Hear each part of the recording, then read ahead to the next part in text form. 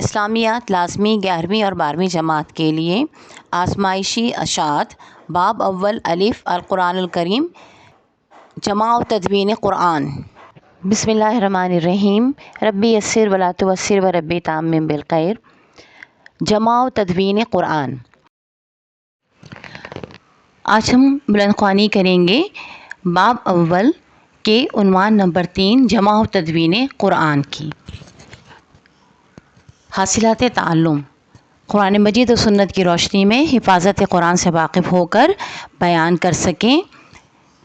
قرآن مجید کی تدوین اور اس کے 3 ادوار، عہد نبوی صلی اللہ علیہ وسلم، عہد صدیقی رضی اللہ تعالیٰ عنہ اور عہد عثمانی رضی اللہ تعالیٰ عنہ کو سمجھ کر بیان کر سکیں۔ قرآن مجید کی حفاظت۔ قرآن مجید اس وحی کا تتمہ ہے جو حضرت آدم علیہ السلام سے لے کر تمام انبیاء اکرام علیہ السلام کی طرف آتی رہی۔ قرآن مجید قیامت تک تمام بنی نوع انسان کے لیے آخری مکمل اور لازمی ہدایت کی کتاب ہے، اس لیے اس کی بقا اور حفاظت کی اشد ضرورت تھی۔ چنانچہ اللہ تعالیٰ نے قرآن کریم کی حفاظت کا ذمہ لیا اور فرمایا: اعوذ باللہ من الشیطان الرجیم، بسم اللہ الرحمن الرحیم، انا نحن نزلنا الذکر وانا لہ لحافظون۔ سورۃ الحجر آیت نمبر 9۔ ترجمہ: بے شک یہ کتاب نصیحت ہے، ہم نے اتاری ہے اور یقیناً ہم ہی اس کے نگہبان ہیں۔ قرآن کریم کے نزول کو صدیاں بیت چکی ہیں، لیکن اللہ تعالیٰ کی حفاظت کی وجہ سے آج بھی ہمارے پاس وہی قرآن پاک موجود ہے جو سیدنا رسول اللہ صلی اللہ علیہ وآلہ وصحبہ وسلم پر نازل ہوا تھا، جس میں کسی قسم کی کوئی تبدیلی نہیں ہوئی ہے۔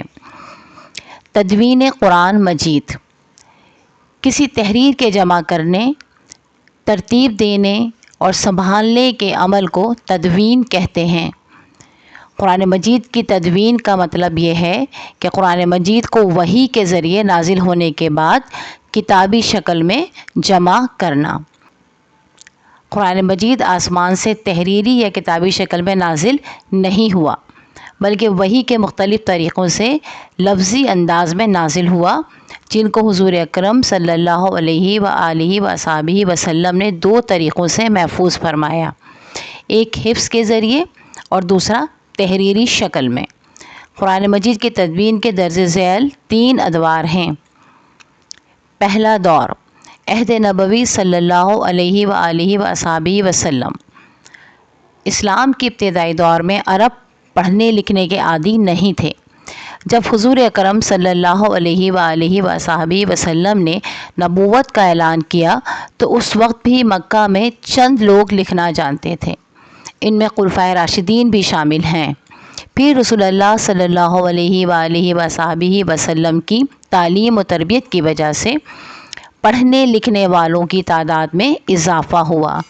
خاص طور پر اس زمانے میں کاغذ کی سہولت کم ہونے کی وجہ سے قرآن مجید کی کتابت چمڑے، جلد نما جھلی، پردے، چکنے پتھر، کھجور کے پتوں، لکڑی کی تختیاں اور چوڑی ہڈیوں پر کی جاتی تھی۔ حضور اکرم صلی اللہ علیہ وآلہ وصحبہ وسلم پر جو بھی وحی نازل ہوتی تھی، آپ ایک کاتب کو بلا کر ہدایت فرماتے تھے کہ نازل شدہ آیات کو فلاں سورت کی فلاں آیت کے بعد شامل کیا جائے۔ اس طرح حضور اکرم صلی اللہ علیہ وآلہ وصحبہ وسلم کی نگرانی میں بعض صحابہ اکرام رضی اللہ عنہم قرآن مجید حفظ بھی کرتے جاتے تھے اور مختلف چیزوں پر وہ صورتیں اور آیات لکھتے جاتے تھے۔ اس طرح پورا قرآن مجید آپ صلی اللہ علیہ وسلم کے مبارک دور میں لکھ کر مکمل ہوا۔ دوسرا دور، عہد صدیقی۔ سیدنا رسول اللہ صلی اللہ علیہ وآلہ وصحبہ وسلم کے وصال کے بعد حضرت ابو بکر صدیق رضی اللہ عنہ نے خلافت کی ذمہ داری سنبھالی تو انہیں زکوٰۃ کے منکروں اور نبوت کے جھوٹے دعوے داروں کے خلاف کاروائیاں کرنی پڑیں۔ جنگ یمامہ میں مسلمہ کذاب سے زبردست مقابلہ ہوا، جس کے نتیجے میں سینکڑوں قرآن مجید کے حافظ اور قاری شہید ہو گئے۔ اس علمی نقصان کے پیش نظر حضرت عمر فاروق رضی اللہ تعالیٰ عنہ اور صحابہ کرام رضی اللہ عنہم کے مشترکہ مشورے سے مختلف تحریروں سے قرآن کو جمع کر کے ایک مصحف میں مرتب کرنے کا فیصلہ کیا گیا، اور اس عظیم اور بابرکت کام کے لیے حضرت زید بن ثابت رضی اللہ عنہ کی سربراہی میں چند صحابہ رضی اللہ عنہم کی ایک کمیٹی بنائی گئی، جس میں کچھ مہاجرین اور کچھ انصار صحابہ کرام رضی اللہ عنہم شامل تھے۔ تمام صحابہ کرام رضی اللہ عنہم سے قرآن مجید کا مواد لے کر اور جمع کرنے کا کام حضرت زید بن حارث رضی اللہ عنہ کے سپرد کیا گیا، جبکہ اسے لکھنے کی ذمہ داری حضرت سعید بن الاس رضی اللہ عنہ کو سونپی گئی۔ حضرت زید بن ثابت رضی اللہ عنہ قرآن کے حافظ، عالم اور کاتب وحی بھی تھے۔ پورا قرآن اسی طرح لکھا گیا اور مختلف ذرائع مختلف لوگوں سے مصحف کے طور پر مرتب کیا گیا۔ اس لحاظ سے قرآن مجید کو پہلی جامع کتابی صورت میں لانے والے حضرت ابوبکر صدیق رضی اللہ عنہ ہیں۔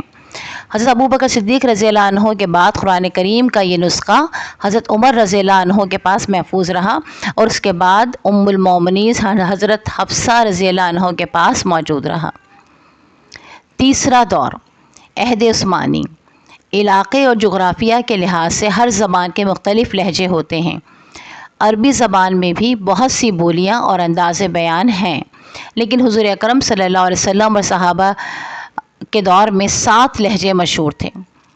آپ صلی اللہ علیہ وآلہ وصحبہ وسلم نے لوگوں کی سہولت کے لیے ان میں سے کسی بھی لہجے میں قرآن مجید کی تلاوت کرنے کی اجازت دے دی تھی، جسے آپ صلی اللہ علیہ وآلہ وصحبہ وسلم کا ارشاد پاک ہے۔ حدیث مبارکہ ہے، ان القرآن انزل علی 7 حروف فقرؤوا منہ ما تیسر۔ ترجمہ: قرآن مجید 7 لہجوں میں نازل ہوا ہے، لہٰذا ان میں سے جو آسان لگے اسے پڑھیں۔ مسند احمد 1/151۔ اس اصول پر پہلے 2 خلفاء کے دور تک عمل ہوتا رہا، لیکن حضرت عثمان غنی کے دور میں جب اسلامی حکومت دور دراز کے ممالک میں پھیل گئی تو لوگوں میں قرأت کے لہجوں میں اختلافات پیدا ہو گئے۔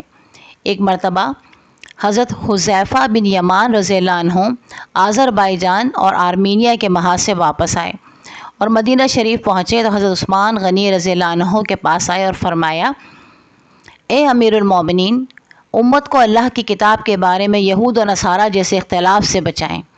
اس پر آپ نے خطبہ دیا اور اس کام کی اہمیت سے لوگوں کو آگاہ کیا۔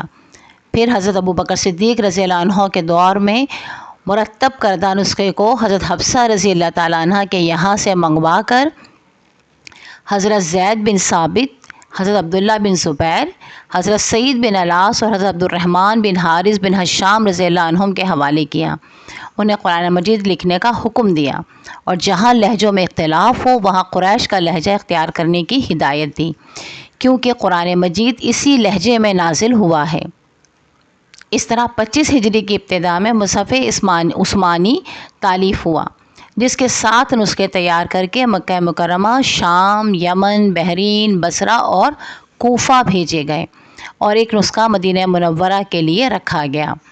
اللہ کے تحفظ کے وعدے کے مطابق آج بھی ہمارے پاس وہی قرآن موجود ہے جو نزول کے وقت موجود تھا۔ مشق: الف، درج ذیل سوالات کے تفصیلی جوابات لکھیے۔ نمبر 1، قرآن مجید کی حفاظت کے متعلق آپ کیا جانتے ہیں؟ لکھیے۔ نمبر 2، عہد نبوی میں قرآن مجید کی تدوین کیسے ہوئی؟ ب، درج ذیل سوالات کے مختصر جوابات لکھیے۔ نمبر 1، عہد صدیقی میں قرآن مجید کو جمع کرنے کی ضرورت کیوں پیش آئی؟ نمبر 2، حضرت عثمان غنی رضی اللہ عنہ نے کس وجہ سے قرآن مجید کو قریش کے لہجے میں تیار کر کے پھیلایا؟ نمبر 3، حضرت عثمان غنی رضی اللہ عنہ نے قرآن مجید کے نسخے کون کون سے علاقوں کی طرف بھیجے؟ درست جواب کے سامنے صحیح کا نشان لگائیے۔ نمبر 1، قرآن مجید نازل ہوا الف، وحی کی صورت میں، ب، کتاب کی صورت میں، جیم، تختی کی صورت میں، دال، آواز کی صورت میں۔ نمبر 2، وحی تیار کرنے والد صحابہ اکرام رضی اللہ عنہ کو کہتے ہیں الف السابقون الاولون، بے کاتبین وحی، جیم انصار، دال مہاجر۔ نمبر 3، حضرت عثمان غنی رضی اللہ عنہ کے دور میں قرآن مجید کا پہلا نسخہ موجود تھا۔ الف ام المومنین حضرت خدیجہ رضی اللہ عنہ کے پاس، بے ام المومنین حضرت عائشہ رضی اللہ عنہ کے پاس، جیم ام المومنین حضرت حفصہ رضی اللہ عنہ کے پاس، دال ام المومنین حضرت زینب رضی اللہ عنہ کے پاس۔ نمبر 4، حضرت ابوبکر صدیق رضی اللہ عنہ کے دور میں قرآن مجید کو جمع کرنے کی ذمہ داری دی گئی۔ الف حضرت علی رضی اللہ عنہ کو، بے حضرت حذیفہ بن یمان رضی اللہ عنہ کو، جیم حضرت زید بن ثابت رضی اللہ عنہ کو، دال حضرت زید بن حارثہ رضی اللہ عنہ کو۔ نمبر 5، مصحف عثمانی کی تعداد تھی الف 6، بے 7، جیم 8، دال 9۔